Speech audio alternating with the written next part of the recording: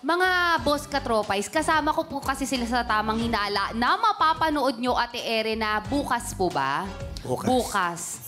Kapag nakikita ko silang gumagawa ng challenge, ang daming talagang lumalabas sa isip ko kung ano mga nangyari doon. Kasi ang akala ko talaga, parang teamwork ba? Kasi hanapin mo yung suspect. Kaya naaalala ko yung mga bagay na masakit sa puso.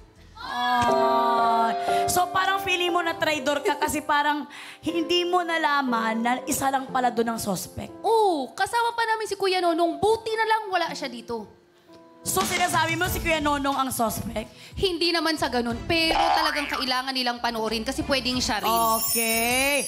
Dahil kayong ay husay. Papanoorin natin yan dahil kayong ay husay na gawa niyong utos ng mga boss. Kaya naman, good job kayo. Makakakubra kayo sa pinakaunang pasahod ninyo worth 1,000 pesos. Yeah. Kaya naman, OJT's BB Girls, Kukubra na sila! 1, 2, 3, 4